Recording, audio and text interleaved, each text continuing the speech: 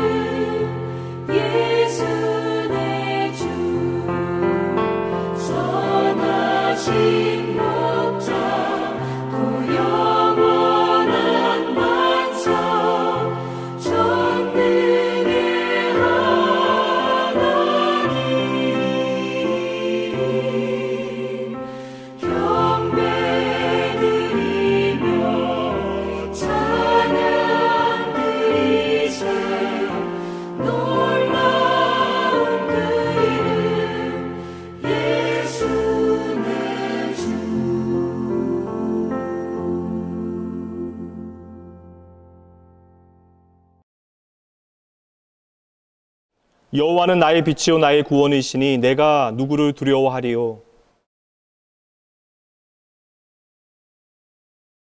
악인들이 내 살을 먹으려고 내게로 왔으나 군대가 나를 대적하여 진칠지라도 내 마음이 두렵지 아니하며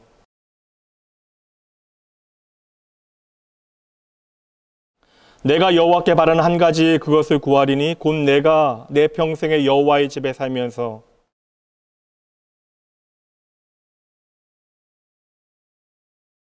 여호와께서 환난 날에 나를 그의 초막 속에 비밀히 지키시고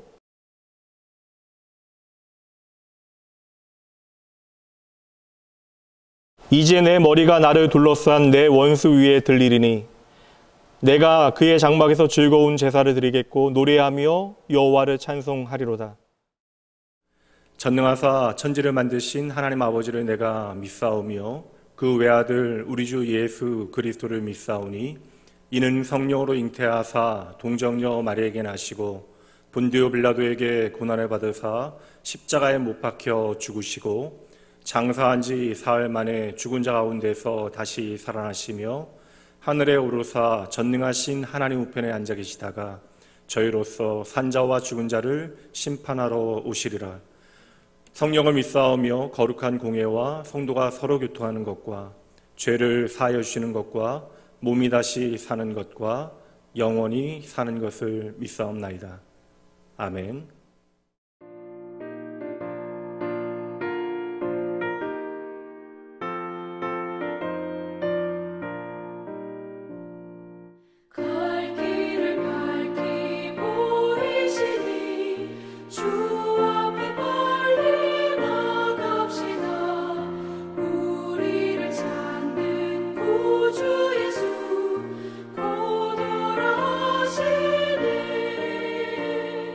주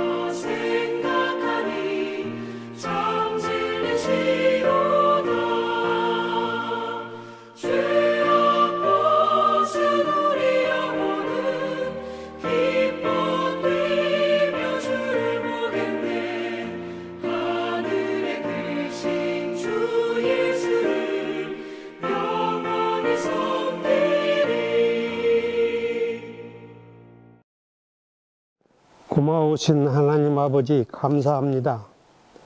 기쁨으로 하나님 아버지께 나아왔습니다.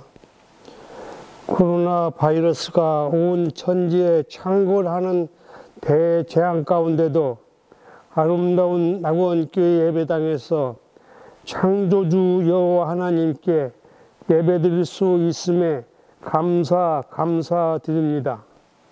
마음과 정성을 다하여 감사와 기쁨으로 영과 진리의 예배를 드립니다. 찬양대 찬양도 없는 조촐한 예배지만 이 예배 기쁘게 받아주시옵소서. 이곳에 오셔서 모든 낙원 성도님들 하나하나 손 붙잡아 주시고 은혜 내려 주시옵소서. 위로하여 주시옵소서. 상한 심령들 만나 주시고 지쳐있는 주님의 백성들을 어루만져 주시옵소서. 이 큰 재난 어려운 때일수록 우리의 힘이 되시는 우리 주님 예수님께로 가까이 가게 하옵소서. 우리 주님의 손 굳게 붙잡게 하옵소서. 주님과 함께 이 고난을 이겨나가게 하옵소서. 지난주부터 시작된 939 기도 말씀 묵상에 은혜 받게 하심을 감사드립니다. 이런 때일수록 기도에 더욱 힘쓰게 하옵소서. 지금이 깨어서 기도할 때입니다. 함께 기도할 때입니다. 환난과 고난이 크면 클수록 주님은 더 큰 힘으로 더 큰 능력으로 우리를 붙잡아 주시고 역사하실 줄 믿습니다. 이번 코로나 바이러스 사태를 계기로 우리 주님의 더 큰 힘과 더 큰 능력을 경험하고 붙잡을 수 있는 계기가 되게 하여 주시옵소서. 이번 코로나 바이러스 사태를 계기로 우리 낙원교회가 주님 안에서 더 강하게 하나 될 수 있는 계기가 되게 하여 주시옵소서. 이 민족과 나라를 위해 기도합니다. 왜 이렇게 신종 바이러스가 창궐합니까? 신종 플루, 사스, 메르스, 이제는 코로나 바이러스까지 이 나라와 이 민족을 불쌍히 여겨 주시옵소서. 그동안 수천 년 동안 배고픔에 허덕이고 헐벗었습니다. 이제 겨우 배고픔을 면했습니다. 그동안 수많은 이웃 강대국들의 침략과 수탈에 제대로 반항 한번 못해본 힘없는 민족입니다. 속히 이 코로나 바이러스 대란에서 벗어나게 하옵소서. 이제 따뜻한 봄날을 노래하게 하여 주시옵소서. 우리의 오승일 담임 목사님, 이렇게 어렵고 힘들 때 더욱 강한 능력의 손으로 붙잡아 주심을 감사드립니다. 이길수록 흔들리지 않고 오히려 더 담대한 모습을 보여주시는 오승일 담임 목사님의 용기 있고 담대한 결단을 응원합니다. 힘내십시오.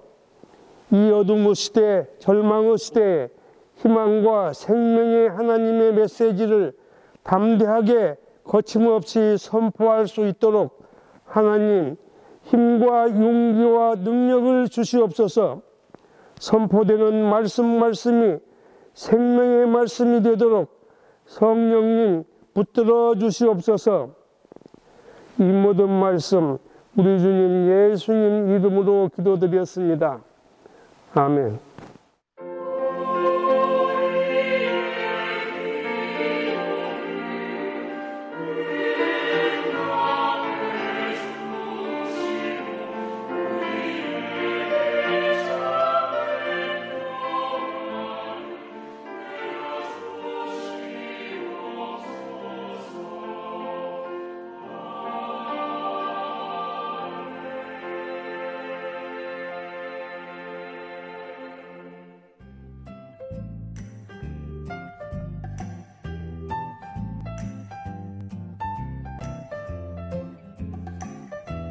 (2020년 3월) 둘째 주 주일 낙원교회 교회 소식입니다. 할렐루야! 오늘 주일 예배에 함께 하신 여러분 모두를 진심으로 환영합니다. 염려와 걱정이 가득한 상황 속에서 이 시간 이 자리 우리를 부르신 하나님의 은혜를 기억하며 마음 다해서 예배하는 시간이 되길 바랍니다. 오전 9시, 오후 3시, 밤 9시 낙원교회 939 기도에 함께 해주세요. 치유와 회복이 필요한 우리를 위해 그리고 이 나라와 민족을 위해 이 시기와 상황을 위해서 함께 기도해 주세요. 하루에 3번 잊지 말고 939 기도에 함께 해주세요. 939 기도를 위한 아침 말씀 묵상 영상 링크가 문자로 전달됩니다. 주의 말씀으로 하루를 시작하며 그 말씀과 동행하고 기도하는 낙원교회 성도들이 되시길 바랍니다. 예배에 나오시는 성도님들께서는 예배당 입구에 비치된 손소독제로 꼭 손소독을 해주세요. 성도님들께서는 예배 중에 마스크를 착용해 주시고 서로의 간격을 두고 앉아주세요. 예배 안내 드리겠습니다. 오늘 오후 예배는 없습니다. 주중 모든 예배는 개인 기도로 대체합니다. 주중 새벽과 수요일, 금요일 예배 시간에 맞춰서 예배당은 개방합니다. 오셔서 기도하셔도 됩니다. 주일 오전 예배를 제외하고 모든 모임과 행사는 중지합니다.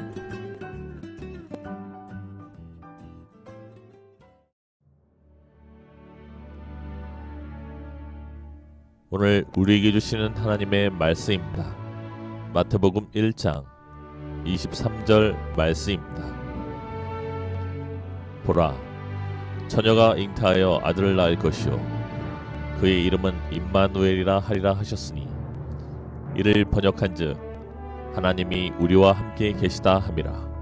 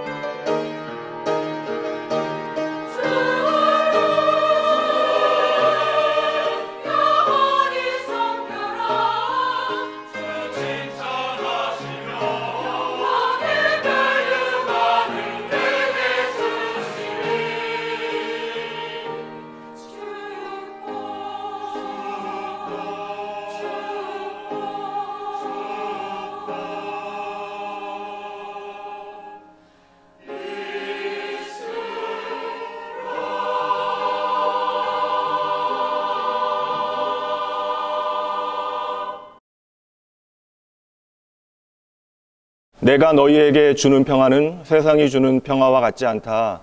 나의 평화를 너에게 준다 하시는 하나님의 평화가 이 시간 하나님을 예배하는 모든 여러분과 또한 흩어져서 하나님을 함께 예배하는 낙원의 모든 성도들에게 흘러넘치기를 주님의 이름으로 축복합니다. 오늘은 내 하나님을 알라 8번째 시간, 그 이름 임마누엘이라고 하는 제목으로 하나님의 말씀 전하도록 합니다. 오늘 본문은 성탄절에 어울리는 본문입니다. 본문이 시작되어지는 구절로 가면 예수 그리스도의 태어나심은 이러하니라 라고 말씀하고 있습니다. 복음이 이 땅에 현실화되어지는 아기 예수의 탄생은 사복음서 가운데 두 복음서에서만 나타나게 되어지는데, 마가복음과 요한복음은 아기 예수의 탄생을 다루지 않는 반면에 마태복음과 누가복음은 각자의 방식대로 그 이야기를 우리에게 소개하고 있습니다. 보통 우리가 성탄절 연극으로 보게 되어졌던 그 모든 내용들은 마태복음과 누가복음을 섞어 놓은 것입니다. 그런데 이 마태복음과 누가복음 역시 아기 예수의 탄생을 전혀 다른 방식으로 우리에게 다루어 소개합니다. 오늘 우리가 함께 살피고 있는 마태복음은 요셉을 중심으로 이야기를 다루는 반면에 누가복음은 마리아를 중심으로 아기 예수님의 탄생을 우리에게 보여줍니다. 그렇다면 여러분, 왜 마태복음은 요셉에 대하여 우리에게 말해주는 것일까? 먼저 생각해 봅니다. 성경은 요셉을 꽤 괜찮은 사람으로 우리에게 소개하고 있습니다. 그러나 저는 여기서 하나님 아버지의 세심한 배려를 확인하게 되어집니다. 하나님께서는 그저 예수 그리스도께서 이 땅에 오셨다라고 하는 그것을 선포하는 것으로 끝내지 아니하십니다. 정혼자 마리아의 임신을 알고 홀로 고심하고 있었던 요셉을 한번 상상해 보시죠. 분명 배신감과 당혹감, 심지어 암담함이 그를 사로잡았을 것입니다. 그런데 성경은 요셉의 사람 됨됨이를 소개합니다. 요셉은 의로운 사람이라. 요셉은 이 모든 잘못된 상황을 바로 잡으려 하지만 심지어 가해자에게도 피해가 미치지 아니하도록 자신이 할 수 있는 최선의 조치를 취하게 되어지는 것이죠. 이처럼 요셉은 응징과 심판을 통하여 상처 입은 자존심을 회복하려 하지 않습니다. 그래서 요셉은 참으로 좋은 남자, 선한 사람입니다. 개인적으로 오늘 요셉의 모습에서 구약 성경의 형들의 배신으로 애굽으로 팔려가게 되어지는 야곱의 아들 요셉을 떠올리게 되어집니다. 두 요셉 모두 하나님의 구원의 중요한 디딤돌로 등장하게 되어지고, 게다가 참 재미있는 것은 두 사람의 삶의 전환점이 바로 꿈을 통하여 이루어지고 있다는 것이죠. 이렇게 한없이 흔들리고 있는 요셉에게 하나님의 말씀이 찾아옵니다. 말씀 봅니다. 20절과 21절입니다. 이 일을 생각할 때 주의 사자가 현몽하여 이르되 다윗의 자손 요셉아, 내 아내 마리아 데려오기를 무서워하지 말라. 그에게 잉태된 자는 성령으로 된 것이라. 아들을 낳으리니 이름을 예수라 하라. 이는 그가 자기 백성을 그들의 죄에서 구원할 자이심이라 하니라. 오늘 말씀은 전대미문의 동정녀 탄생에 대한 예고의 말씀입니다. 그런데도 하나님께서 일하시는 방법이 참으로 세심하시다는 것이죠. 참 좋은 남자였던 요셉은 정혼자 마리아를 끝까지 배려하게 되어지고, 참 좋으신 하나님께서도 요셉의 모든 마음과 상황을 아시고 그를 찾아와 세심하게 배려하고 계십니다. 오늘 장면은 기독교 복음의 참으로 핵심적인 장면입니다만, 굳이 우리가 따져보자면 마리아가 아기를 임신했다라고 하는 것이, 이 사건이 정말 축복이 되어지는 사건입니까? 이제 불과 13살에 불과한 어린 소녀가 혼인 전에 아기를 임신했다라고 하는 것은 그 당시에 누구도 그 사건을 축복으로 여기지 아니하였을 것입니다. 2000년 전 어린 소녀가 감당해야 했을 두려움뿐만 아니라 그녀가 받게 되어질 의심과 비난 섞인 눈초리가 저는 도무지 상상이 가지 않습니다. 물론 마리아의 임신은 하나님의 놀라운 축복이고 하나님의 섭리인 것을 우리는 잘 알고 있지만, 당장 그 소녀의 현실은 우리가 상상하듯 성스럽고 아름다운 축복으로 펼쳐지지 않는다는 것을 우리는 반드시 먼저 짚어야 하는 것이죠. 그래서 마태복음에는 정혼자 요셉에 대한 말씀이 자세히 이어지고 있는 것입니다. 성도 여러분, 복음은 십자가가 그러하듯 어둠 가운데 가장 어두운 곳에 비춰지는 빛이 되어지는 것입니다. 그러므로 우리는 복음이 만들어내는 하나님의 반전이 무엇인지에 주목해야 하는 것이죠. 당장 감당하지 못할 두려움과 오해와 상처에 한없이 흔들리고 있었던 그 두 젊음들에게 그렇게 오늘 말씀은 태어날 아이의 이름을 알려주는 장면으로 연결되어집니다. 이제 다시 오늘 본문의 말씀을 보도록 합니다. 21절부터 봅니다. 아들을 낳으리니 이름을 예수라 하라. 이는 그가 자기 백성을 그들의 죄에서 구원할 자이심이라 하니라. 이 모든 일이 된 것은 주께서 선지자로 하신 말씀을 이루려 하심이니 이르시되 보라 처녀가 잉태하여 아들을 낳을 것이요 그의 이름은 임마누엘이라 하리라 하셨으니 이를 번역한즉 하나님이 우리와 함께 계시다 함이라. 곧 태어날 아기에게 두 가지 이름이 주어지고 있습니다. 하나는 우리가 잘 아는 예수라고 하는 이름으로 당시의 유대인들에게는 평범한 이름이었고, 또 하나는 이사야서에서 예언하고 있는 임마누엘이라고 하는 아주 특별한 이름이 등장합니다. 지난주 말씀에서 우리가 하나님의 아들 예수 그리스도에 대해서 함께 살펴봤으니 오늘은 임마누엘이라고 하는 특별한 이름에 대하여 함께 집중해 보려 합니다. 오늘 하나님의 사자인 천사는 친절하게 임마누엘이라고 하는 그 이름을 우리에게 해석해 주는데요. 임마누엘은 바로 하나님이 자기 백성 곧 우리와 함께 하신다라고 하는 뜻입니다. 곧 태어나게 되어질 아이에게 임마누엘이라고 하는 이름이 주어졌다라고 하는 것, 이것은 바로 그 아이가 하나님의 임마누엘 함께 하심의 증거가 되어진다라는 것이죠. 지금 그 누구도 이 아이의 잉태함을 기뻐하지 못하고 있는데 어둠 속에 헤매는 연약하고 비루한 인생들 가운데 태어나게 되어질 한 아기가 바로 하나님께서 함께 하신다라고 하는 증거가 되어지는 것입니다. 성도 여러분, 오늘 우리가 살필 하나님의 이름은 임마누엘입니다. 그리스도인은 누구나 임마누엘, 이 하나님의 이름을 듣게 되어지면 모든 사실을 다 접어두고 기뻐하고 좋아하게 되어지죠. 임마누엘, 오늘 하나님이 우리와 함께 하신다. 말만 들어도 따뜻하고 포근하고 큰 위로와 용기와 격려가 되어지는 이름입니다. 그래서 우리는 예수는 곧 임마누엘이라고 하는 이름, 그 이름을 향하여 언제나 달려가게 되어지는 것이죠. 맞아요. 예수님은 임마누엘 하시기 위하여 이 땅에 오셨습니다. 그러나 오늘은 조금 천천히 태어나실 예수님과 임마누엘 사이를 걸어가 보도록 하겠습니다. 지극히 높으신 하나님의 이름을 유대인들은 함부로 부르지 못합니다. 그래서 하나님은 이름이 없으십니다. 그럼에도 불구하고 하나님의 백성 되어진 유대인들에게는 하나님의 임재의 상징들이 있었습니다. 인간의 편에서 준비한 하나님의 보좌가 되어진 언약궤와 그 언약궤를 받들어 모시고 있는 장소인 성전이 그들에게는 임마누엘의 상징입니다. 그러나 하나님의 보좌가 되어지는 언약궤는 사람이 절대 만져서는 안 되는 것이고 몇 사람을 제외하고는 접근조차도 불가능한 장소가 바로 성전입니다. 그렇게 하나님의 백성 되어진 이스라엘 백성들에게 성전과 언약궤는 제한되어진 임마누엘의 증거였는데 보세요. 이제 태어나게 되어질 아기가 임마누엘이라고 말씀하시는 것입니다. 이름조차 부르지 못했던 여호와 하나님께서 이름을 친히 부여하시고 이제는 그 이름을 우리가 부를 수 있게 되어지고 임마누엘의 하나님을 손으로 만질 수 있게 되어진 것입니다.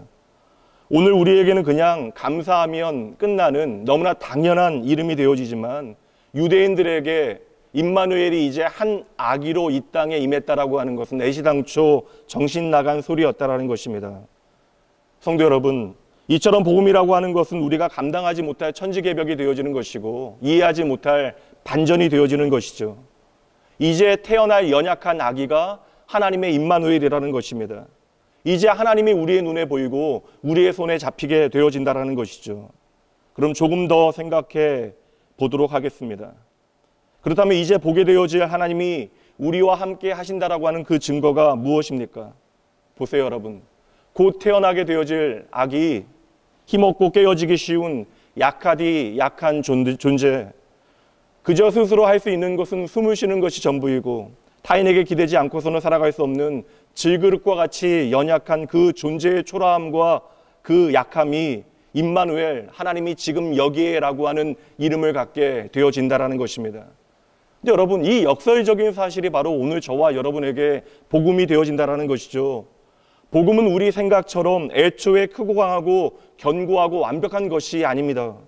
크고 완벽한 하나님을 기대했던 모든 사람들의 기대가 그렇게 깨어지게 되어진 것입니다. 이처럼 임마누엘은 우리의 기대와 다르게 이 땅에 임하게 되어집니다. 다시 한번 오늘 말씀 21절을 보도록 합니다. 마리아를 향하여 하나님께서 말씀하십니다. 아들을 낳으리니 이름을 예수라 하라. 이는 그가 자기 백성을 그들의 죄에서 구원할 자이심이라 하니라. 아멘. 이 아기가 임마누엘이 되시기 위하여 하시는 일이 21절에 기록되어져 있습니다. 마리아가 낳게 되어지는 이 아기가 자기 백성을 그들의 죄에서 구원할 자가 되어지는 것이죠. 다시 말하면 이 아기는 세상의 모든 죄를 짊어지기 위하여 태어났다라는 것입니다. 여러분, 이것이 바로 임마누엘의 실체입니다. 제가 유년부 때 예수님께서 무리를 걸으신 사건이 도무지 이해가 가지 않아서 전도사님께 어떻게 예수님은 무리를 걸으실 수 있느냐라고 물어봤더니 전도사님이 너무나 쉽게 대답합니다. 예수님이 물에 빠지면 그게 더 이상하지 않니? 지금 생각하면 참으로 명쾌한 설명입니다. 오늘 말씀은 분명히 우리에게 선언합니다. 처녀가 남자 없이 잉태하여 아들을 낳을 것이다. 이 말씀에 세상의 많은 사람들이 동정녀 탄생에 대한 그 진리를 믿을 수 없다라고 이야기합니다. 때로는 교회에 다니는 사람들도 이 말씀만큼은 도무지 받아들이기가 어렵다 말하는 사람들도 있습니다. 그러면 여러분, 오병이어는 가능한 사건이고 나사로 사건은 가능한 사건입니까? 아브라함이 100세에 이삭을 낳은 사건, 홍해가 갈라진 사건은 어떠합니까? 그렇다면 여러분, 성경 처음에 등장하는 하나님께서 말씀만으로 이 세상을 창조하셨다라고 하는 천지창조는 어떠합니까? 아니, 십자가에서 비참하게 죽은 한 청년이 오늘 저와 여러분 인류의 구원이 되신다라고 하는 그 사실은 어떠합니까? 성경에서 기적이라고 하는 것은 기적 자체의 의미만으로 끝나는 것이 아닙니다. 하나님을 향한 믿음은 반드시 역사한다라고 하는 증거가 때로는 기적으로 우리의 삶에 나타나게 되어지는 것이죠. 그것이 우리의 입장에서는 기적이지만 그것은 그저 하나님의 일하심의 통로가 되어질 뿐입니다. 그래서 기적이라고 하는 것은 하나님의 말씀을 듣고 그 말씀을 믿고 따르는 자들에게 나타나는 믿음의 증거가 되어지는 것입니다. 만약에 제 유년부 때 전도사님에게 동정녀 탄생에 대하여 질문한다면 그분은 이렇게 대답하실 것 같아요. 하나님께서 인간으로 이 세상에 오신다면 이 정도로는 오셔야지. 만약에 하나님이신 예수님께서 우리와 똑같이 이 세상에 오신다면 그게 더 이상하지 않겠니? 어떻게 생각해 보면 성경 속의 모든 말씀을 내가 믿는다 하면서 동정녀 탄생만큼은 믿을 수 없다라고 하는 것이 더 말이 되지 않는 일이 아닙니까? 그렇다면 왜 예수님께서는 이렇게 이해 불가한 방법으로 어린 소녀 마리아의 태중에 성령으로 잉태되셔야만 하는 것입니까? 이미 오늘 말씀에 그 답이 있습니다. 하나님과 우리를 함께하게 하시기 위하여 우리의 모든 죄를 예수님께서 짊어지셔야만 했던 것입니다. 때론 목사인 저에게 상담을 청하시는 분들 가운데 그들의 삶의 형편이 너무나 무거워서 그런지 종종 이런 말씀을 하십니다. 하나님께서는 적어도 저와는 함께하지 않는 것 같습니다. 자신은 끈질기게 하나님과 동행하기 위하여 노력하며 살아가는데 그 노력에도 불구하고 자신이 하나님의 은혜로부터 낙오되어졌다라고 말하는 것이죠. 그런데 여러분, 이것은 이미 우리가 얼마나 큰 오해를 가지고 있는 것인가에 대해서 잘 알고 있습니다.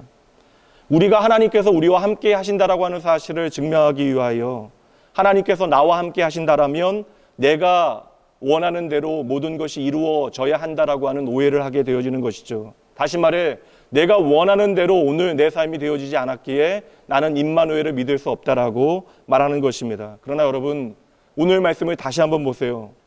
하나님의 임마누엘은 내가 짊어질 수 없는 그 죄를 짊어지기 위하여 이 땅에 임한 하나님의 놀라운 사건이 되어지는 것입니다.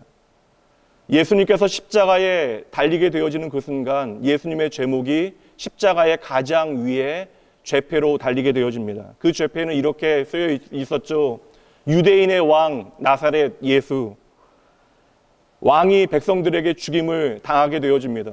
그 죄패는 예수님에 대한 조롱이었어요. 그러나 여러분, 그 조롱이 바로 진리가 되어진 것입니다. 말 그대로 십자가에 달리신 예수님께서 저와 여러분의 왕이 되어지신 것이죠. 저와 여러분과 함께 하시기 위하여 예수님께서는 십자가에 높이 달리신 것입니다. 바로 저와 여러분의 죄와 사망의 사슬을 끊어내기 위하여 예수님은 십자가에 달리신 것입니다. 이 땅에 오시는 예수님께서 임마누엘, 내가 너와 함께 하겠다 말씀하셨는데, 이제는 마태복음의 마지막 말씀으로 가보도록 합니다. 예수님의 마지막 말씀입니다. 마태복음 28장 20절입니다. 볼지어다 내가 세상 끝날까지 너희와 항상 함께 있으리라. 예수님께서 이 땅에 처음 오실 그때에도 보라, 처녀가 잉태하여 아들을 낳을 것이니 임마누엘, 내가 너희와 함께 하겠다 말씀해 주십니다. 그 예수님께서는 이 땅을 떠나실 그때에도 볼지어다 내가 언제나 세상 끝날까지 너희와 함께 하시겠다 약속하시는 것이죠. 그러니 예수님의 시작과 끝이 함께 하겠다, 임마누엘 하시겠다라고 하는 말씀입니다. 예수님께 이 함께라고 하는 것이 얼마나 중요하면 이 땅에 오시는 그 처음부터 이 땅을 떠나시는 그 마지막 순간까지 내가 언제나 너희와 함께 하겠다, 임마누엘 하겠다 말씀해 주시는 것이죠. 그렇다면 성도 여러분, 적어도 우리의 삶의 자리에서 임마누엘, 내가 영원히 너와 함께 하겠다, 이 약속 잊지 말라라고 하는 하나님의 마음이 아니겠습니까? 오늘 말씀은 우리가 만질 수도 없고 우리가 바라볼 수도 없는 그 전능하신 하나님, 창조주 하나님께서 이제는 나의 눈에 보이고 나의 손에 만져진다라는 것이에요. 그러므로 임마누엘이 바로 복음이 되어지는 것입니다. 오늘 말씀의 시작은 보라라고 하는 말씀으로 시작되어집니다.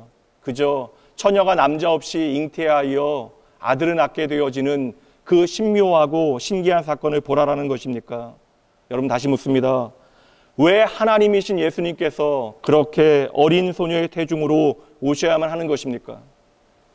단 하나의 이유죠. 그것이 바로 하나님의 임마누엘의 약속을 우리 가운데 이루시는 유일한 방법이기 때문에 그러합니다. 그러므로 오늘 보라라고 하는 말씀은 너희와 함께하기 위하여 창조주 하나님께서, 전능하신 하나님께서 어떤 선택까지 하시는가를 저와 여러분에게 분명히 보여주시는 것이죠. 사랑하는 성도 여러분, 창조주 하나님께서 깨지기 쉬운 질그릇과 같은 모양으로 이 땅에 오셨습니다. 전능하신 하나님께서 연약한 인간의 몸으로 이 땅에 오신 것이죠. 다시 말씀드립니다. 이유는 단 하나입니다. 임마누엘, 저와 여러분과 함께 하시기 위해. 이 복음을 도무지 이해할 수 없었던 당시의 사람들은 하나님이신 예수님께서 인간의 몸으로 이 땅에 오셨다라고 하는 사실을 불편하게 여깁니다. 그래서 가연설이라고 하는 그러한 그릇된 이론을 주장하게 되어진 영지주의자들은 하나님께서는, 예수님께서는 인간이 아니라 신의 그림자와 같았다라고 이야기합니다. 한 인간에게 하나님의 정신이 임하게 되어지고 자신의 뜻을 이루시고 떠나가셨다라는 것이죠. 도무지 하나님이 인간이 되셨다라고 하는 사실을 그들은 받아들일 수 없었던 것입니다. 도무지 하나님께서 연약한 인간이 되어지시어 인간의 손에 죽었다라고 하는 사실을 납득하지 못했던 것이죠. 그러니 여러분, 그들의 이론이 아무리 그럴듯하다 하더라도 거기에는 임마누엘은 없는 것입니다. 오늘 임마누엘의 핵심은 함께라고 하는 단어에 담겨집니다.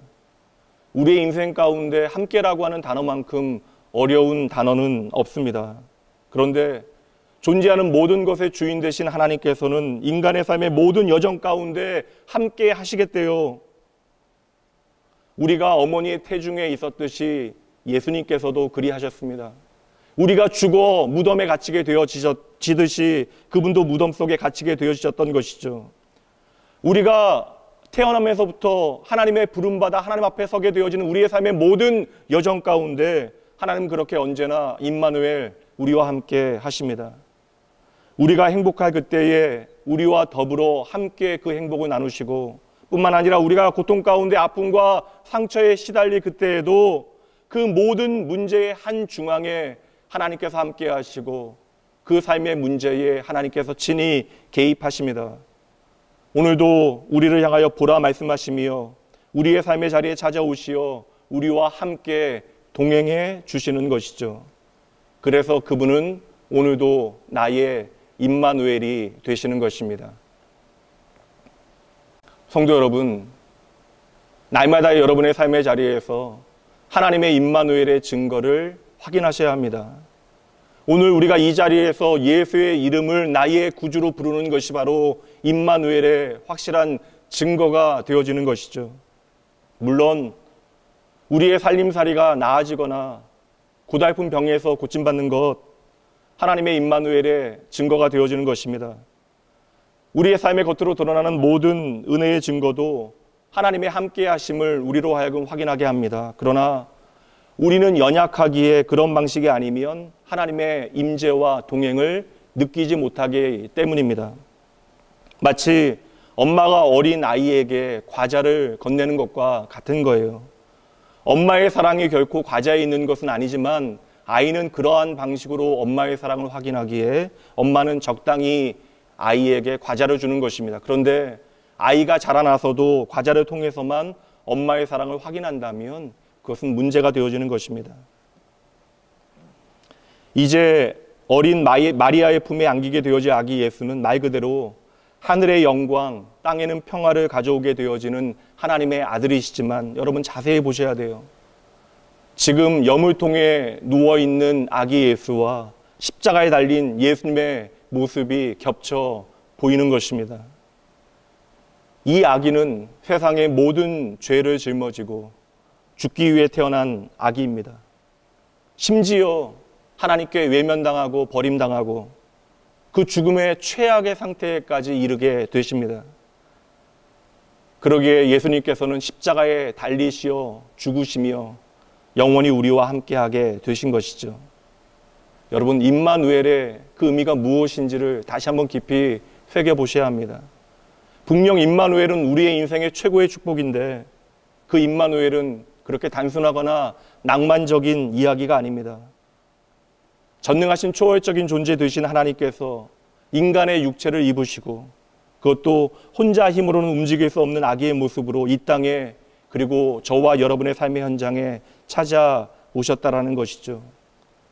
이 한 아기가 할 수 있는 것이라고는 그저 우는 것이 전부입니다. 이렇게 태어난 아기는 너무나 무능하고 연약합니다. 그렇다면 이제 다시 한번 예수님의 이름 임마누엘의 의미를 우리의 삶에 비추어내기 위하여 중요한 질문으로 가봅니다. 왜 예수님께서는 연약한 한 아기의 모습으로 우리 가운데 오셨습니까? 그 이유가 바로 피조물 되어지며 하나님의 자녀 되어진 우리를 위해서예요. 히브리서 4장 15절 말씀입니다. 우리에게 있는 대제사장은 우리의 연약함을 동정하지 못하실 리가 아니요 모든 일에 우리와 똑같이 시험을 받으신 이로되 죄는 없으시니라.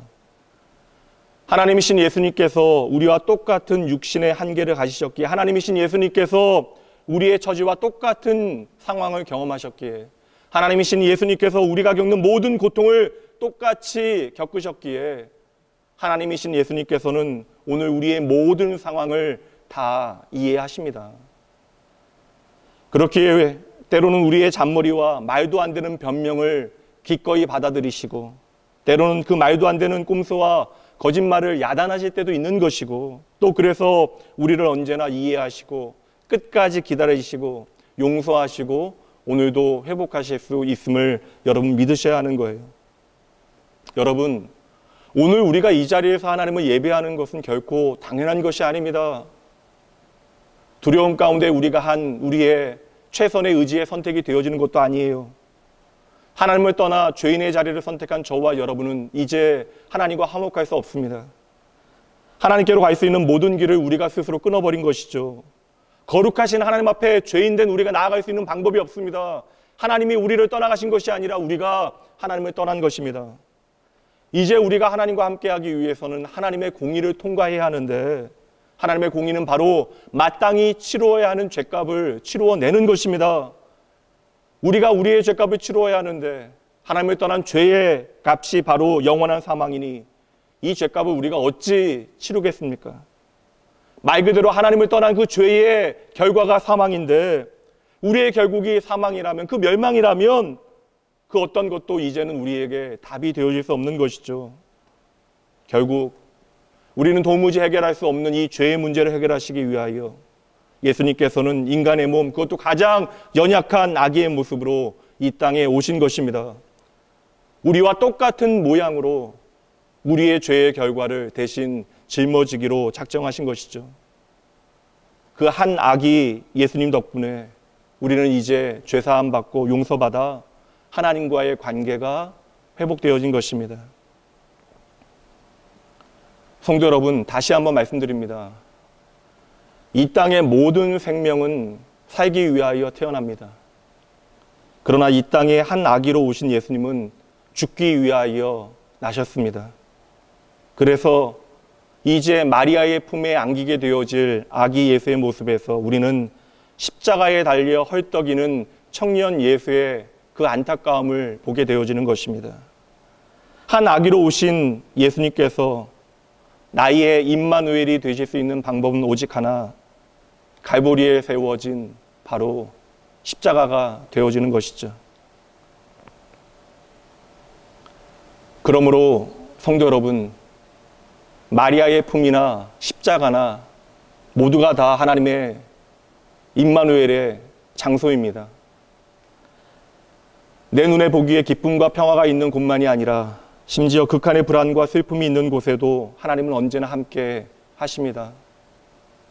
심지어 내가 사망의 음침한 골짜기에서 그 어떤 소망의 한 조각조차 찾아내지 못하는 순간에도 하나님은 우리와 함께 하십니다. 그러니 여러분, 이제 제대로 보셔야만 해요.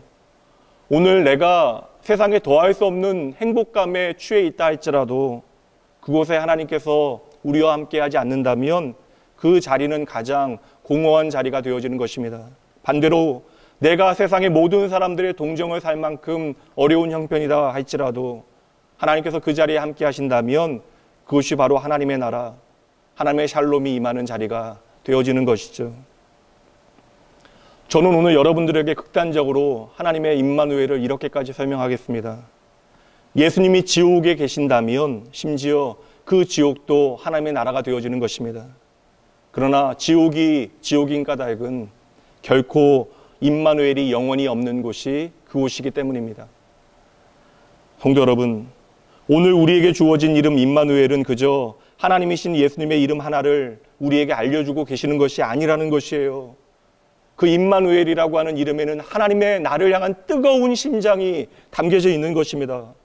이제 하나님이신 예수님께서 이 땅에 이루게 되실 하나님의 큰 일, 그 모든 놀라운 구원의 일들을 그 임마누엘이라고 하는 이름에 담아 우리에게 펼쳐 보여주시는 것이죠. 그래서 보라, 이 아기가 바로 임마누엘이다 말씀하시는 것이고, 그래서 볼지어다 내가 세상 끝날까지 너희와 항상 함께 하겠다 약속해 주시는 것이죠. 그러니 여러분, 이제는 제대로 보셔야 합니다. 우리의 인생에 말도 안 되는 반전을 만들어내시고, 우리가 아무리 어리석어도 우리를 지혜의 길로 인도해내시고, 우리의 삶에 감히 상상하지 못하는 놀라운 일들을 행하시고, 나를 하나님의 집으로 인도하시기까지 나를 지키시고 나를 인도하시는, 나를 보호하시는, 오늘도 나의 주 나의 하나님이 되시는 예수님께서는 그렇게 영원히 나와 함께 하시는 하나님 임마누엘이 되시는 것입니다. 요한복음 15장 5절 말씀입니다. 임마누엘의 예수님께서 저와 여러분을 향하여 말씀하십니다. 나는 포도나무요 너희는 가지라. 그가 내 안에 내가 그 안에 거하면 사람이 열매를 많이 맺나니 나를 떠나서는 너희가 아무것도 할 수 없느니라. 아멘. 사실 우리가 우리의 인생을 살아가다 보면 때때로 하나님을 향하여 서운한 감정을 품게 되어지는 때가 있습니다. 아무리 감춰보아도 우리의 그 생각은 어쩔 수 없어요.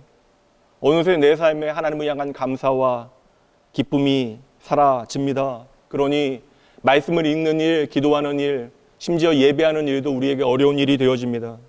그렇게 지친 마음에 하나님을 향한 원망이 날로 깊어지는 것이죠. 나는 정말 열심을 다하여 사는데 내 안에 불안은 커져만 가고, 어떤 때는 꼭 내가 하나님으로부터 왕따가 되어진 것 같아요. 세상에 많은 사람들 다 만사가 형통한 것 같은데 내 삶에는 만사가 불통인 것 같습니다. 여러분, 그래서요, 오늘 저와 여러분에게는 임마누엘이 필요한 것입니다. 임마누엘이라고 하는 하나님의 이름은 우리가 애써 찾아낸 이름이 아니에요. 하나님께서 우리를 찾아와 알려주시는 당신의 이름이 바로 임마누엘입니다. 내가 언제나 너와 함께 할게. 내가 영원히 너를 지켜낼게. 그것이 바로 임마누엘, 자기 백성과 영원히 함께 하시는 하나님의 이름입니다. 오늘 우리의 고난이 힘든 이유는 때로는 그 고난의 이유를 우리가 해석해낼 수 없기 때문에 그러합니다. 그러나 그리스도인의 삶에서 고난이 아름다울 수 있는 유일한 이유 하나는 우리는 그 고난 가운데 선하신 하나님, 하나님의 임마누엘을 만나게 되기 때문에 그러합니다. 우리는 모든 고난 가운데 언제나 임마누엘의 주님을 만나게 되어지죠. 그래서 성도의 삶 가운데 그 어떤 고통이 없으면 우리는 주님의 이름을 애타게 부르지 못하게 되어지는 것입니다. 우리의 삶에 고난이 없다면 우리의 기쁨과 만족은 그저 이 세상이 되어질 뿐입니다. 성도 여러분, 오늘 내 삶에 감당하지 못할 버거움이 있다면 그럼에도 불구하고 우리가 깊은 한숨 가운데 주님의 이름을 불러낸다면, 그래서 내 인생의 유일한 답이 임마누엘 예수 그리스도이심을 기억해낼 수 있다면 그것이 우리의 삶의 축복이 되어짐을 여러분 반드시 붙잡으셔야 돼요. 신앙생활 잘하면 그 사람의 삶에는 절대 고난이 없습니까? 그것은 너무나 얄팍하고 깊이 없는 결론이 되어지는 것입니다. 예수님께서도 고난을 부정하신 것이 아니라 도리어 그 고난 때문에 하나님 앞으로 더 가까이 나아가십니다. 믿음으로 사는 성도도 이 세상 가운데 때로는 고난을 당할 때가 있어요. 그러나 여러분, 성도에게 고난이라고 하는 것은 임마누엘의 하나님께 더 가까이 나아가는 지름길이 되어지는 것입니다. 그 고난은 오늘 임마누엘의 하나님을 더욱더 선명하게 보기 위한 하나님의 확성기가 되어지는 것이죠. 사랑하는 나온교회 성도 여러분, 여러분과 영원히 함께 하시기 위하여 예수님께서 이 세상에 오셨습니다. 그러므로 괴로움과 탄식, 온갖 아픔과 실패가 가득한 이 땅에서 저와 여러분은 이제 감당 못할, 그리고 전혀 기대하지 못할 행복을 예수 안에서 누릴 수 있음을 여러분 믿으셔야 돼요. 우리와 영원히 함께 하시기 위하여 그 아들 예수 그리스도를 보내시기까지 저와 여러분을 사랑하신 하나님의 그 열심에 여러분 진정으로 가슴 깊이 감사하고 감격하셔야 합니다. 그리고 여러분의 삶의 중심에 언제나 예수님의 십자가를 임마누엘의 증거로 두고 사셔야 합니다. 이제 여러분, 우리가 할 일은 단 하나예요. 우리에게 주신 이름 임마누엘을 여러분의 삶의 중심으로 옮겨놓는 것입니다. 오늘 나와 함께 하시는 임마누엘의 하나님께서는 나의 가정에서, 내 자녀의 삶에서, 일터에서, 내가 운전하는 차 안에서, 그렇게 우리의 삶의 모든 자리, 모든 순간, 모든 시간에 기쁜 일에도 슬픈 일에도, 심지어 내가 말할 수 없는 고통 가운데 홀로 울고 있는 그 순간에도 언제나 그 자리에서, 그 시간에 우리와 함께 하십니다. 그러니 여러분, 절대 잊지 마시죠. 그 이름 임마누엘, 오늘도 우리가 반드시 붙들어야 하는 이름입니다. 함께 기도합니다. 오늘 우리의 삶에 임마누엘로 임하신 거룩하신 하나님 아버지, 죄로 어두워진 이 세상, 그리고 나의 삶을 고쳐내시기 위하여 한 아기로 육신을 입으시어 이 땅에 오신 예수 그리스도의 그 놀라운 은혜와 사랑을 이 시간 마음 다해 찬양합니다. 이 시간 주님 앞에 머리 숙인 모든 주의 자녀들을 기억하시되 나의 구원이 되시기 위하여 이 땅에 오신 예수 그리스도를 만나는 것보다 내 삶에 더 중요한 일이 없도록 하여 주시옵소서. 아무리 생각해도 나에게는 능력 없고 공로 없고 이유 없건만 자격 없는 나의 삶 가운데 거저 주신 하나님의 놀라운 은혜, 그리고 주님의 마음 이제는 깨달아 예수님만으로 충분한 인생을 살아가게 하여 주시옵소서. 이제는 임마누엘을 통하여 예수 그리스도의 십자가를 젖은 눈으로 바라보게 하시고 내 삶에 언제나 넉넉한 임마누엘 그 주님의 이름을 의지하게 하시어 언제나 그 이름을 내 삶의 능력으로 살아낼 수 있도록 주여 함께하여 주시옵소서. 오늘 내 삶의 임마누엘 하신 나의 주님, 우리의 삶의 모든 고통과 근심을 주님께 맡겨드립니다. 주님께서 연약한 나의 몸과 마음을 붙들어 주시옵소서. 이제는 주님의 그 구원의 기쁨과 부활의 소망을 붙들고 살아가게 하여 주시옵소서. 여호와 라파, 치료의 하나님, 모든 일상이 멈춰버린 이 모든 이 땅의 현실 가운데 내일의 상황이 어떻게 펼쳐질지 우리는 도무지 알 수 없어 오늘 불안해하고 염려하고 있습니다.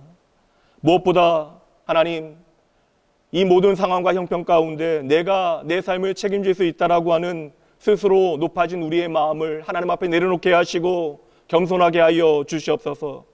결코 내일이라고 하는 시간이 나의 것이 아님을 깨닫게 하시어 하나님의 은혜로 주어진 오늘 하루라고 하는 시간을 하나님 앞에서 정직하게 살아내게 하시고 날마다 우리의 삶에 베푸시는 하나님의 놀라운 은혜를 발견하며 세상의 두려움과 공포에 휘둘리지 아니하고 하나님 앞에 믿음으로 우리의 삶을 살아갈 수 있도록 주여 은혜를 더하여 주시옵소서. 특별히 하나님, 어려움 가운데 있는 모든 이들의 마음의 평안을 주님께서 지켜주시고 하나님, 믿는 자들이 먼저 그들을 위하여 기도하게 하시되 삶의 자리에서 믿음으로 내가 할 수 있는 최선을 다하게 하여 주시옵소서. 하나님, 특별히 치료가 필요한 병상에 있는 이들에게 빠른 회복과 치유의 은혜를 부어주시고 특별히 그들을 헌신적으로 돌보고 있는 의료진들과 가족들을 축복하여 주시옵소서. 하나님, 예기치 못한 죽음 앞에 이 시간도 슬퍼하고 있는 유족들을 주여 친히 위로하여 주시옵소서. 국가 지도자들에게 지혜와 용기를 더하여 주시고 현장에서 모든 위험을 감수하고 있는 관계자들을 보호하시되 더 큰 위험에 노출되어져 있는 사회적 약자들과 취약계층들도 주여 친히 돌봐 주시옵소서. 오늘 이 한 시간 현장 예배에 참여하지 못한 믿음의 가정들도 홀로 예배하는 그 자리에서 하나님 특별한 은혜로 임마누엘로 강하게 붙들어 주시옵소서. 다시 한번 우리의 모든 소망을 임마누엘의 주님께 올려드리며 내 삶의 모든 것 되신 예수 그리스도 그 기적과 같은 이름으로 간절히 기도합니다. 아멘.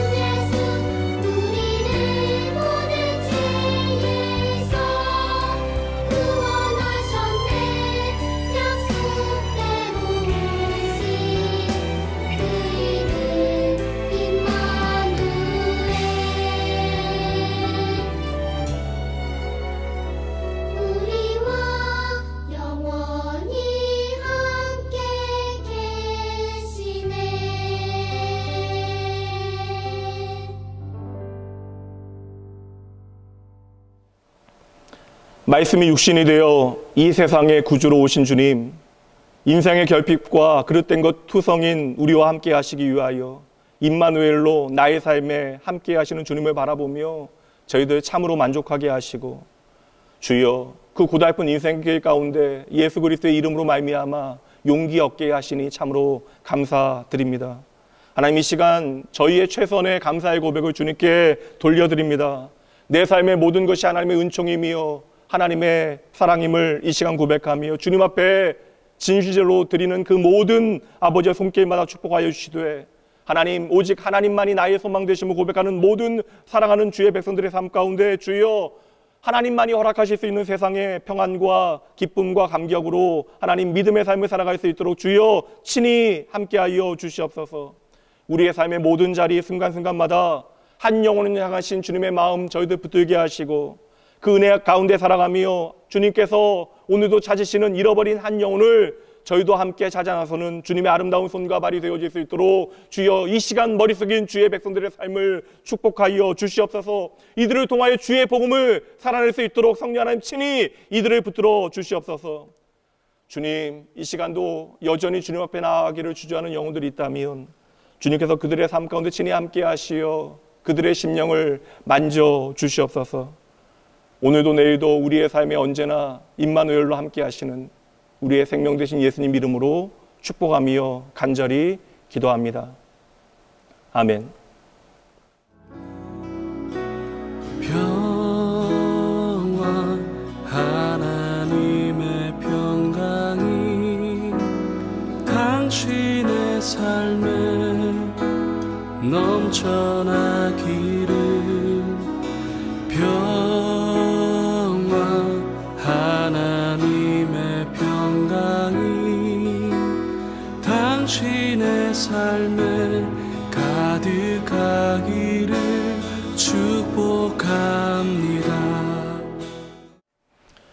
이제는 우리 주 예수 그리스도의 은혜와 하나님의 사랑과 성령 하나님이 함께 하시며 오늘 내게 주신 주님의 이름 임마누엘, 그 놀라운 하나님의 이름을 나의 생의 유일한 소망 삼고 이제 그 이름의 능력을 내 삶의 이야기로 살아내기로 결단하는 이 시간 머리 숙인 모든 주의 백성들을 위해 이들의 가정과 생업과 자녀의 삶의 자리 가운데 더불어 흩어진 자리에서 이 시간 마음 다하여 동일하게 함께 예배하는 주의 사랑하는 가족들 위해 오늘도 주의 위로와 격려가 필요한 이 땅의 모든 영혼들을 위해 그리고 상처받은 주의 교회들을 위해 지금으로부터 영원까지 함께 있을지어다. 아멘.